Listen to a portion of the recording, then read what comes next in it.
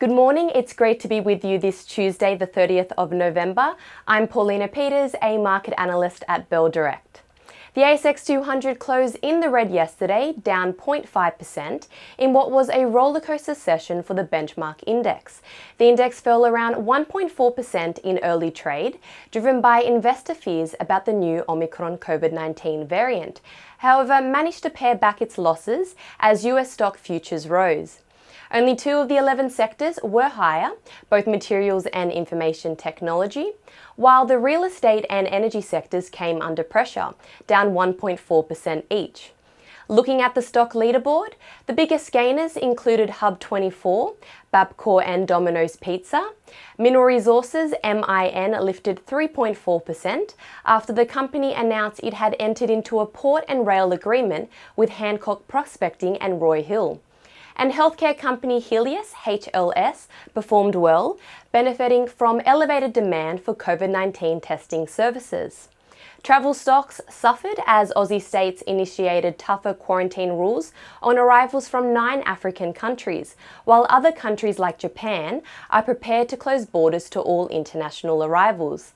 The largest falls, however, were for shopping centre owners, Unibail-Rodamco-Westfield and Vicinity Centres. And the most traded stocks by Bell Direct clients yesterday included Macquarie Group, Westpac and CBA, as well as Novonix and BHP.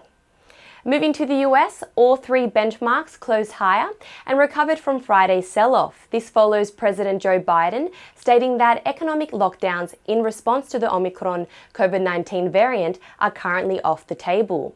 Mega-cap tech stocks were amongst the biggest winners.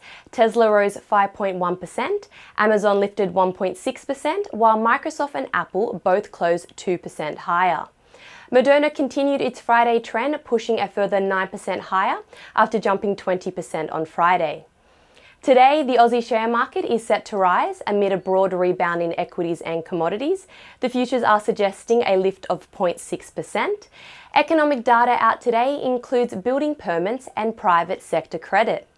Looking at commodities, following its worst day in 2021, oil prices bounced back on Monday. The WTI gained 2.6% to settle at US $69.95 a barrel. The gold price eased as the dollar firmed, and the spot iron ore price traded down 4% to US $96.50 a tonne. KFC owner Collins Foods is set to release its half-year results today. While no guidance has been given, the business plans to build 9 to 12 KFC restaurants in Australia this financial year.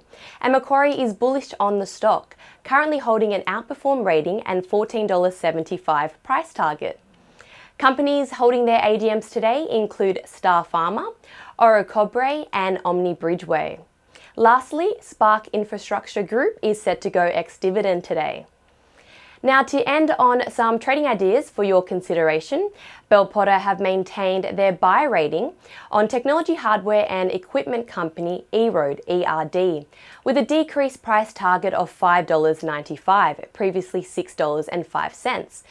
This follows EROAD's fixed first half 2022 result, which was impacted by slightly higher operating and R&D costs, while group revenue was up 4.8% year on year. Separately, EROAD is in the early stages of expanding its platform offering and enterprise sales initiatives in North America and Australia.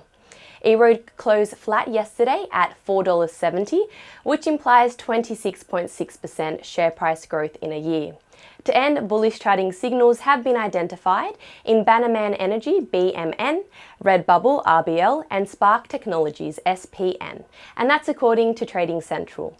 And that's it for today. I'm Paulina Peters with Bell Direct. Stay safe, have a great day, and happy trading.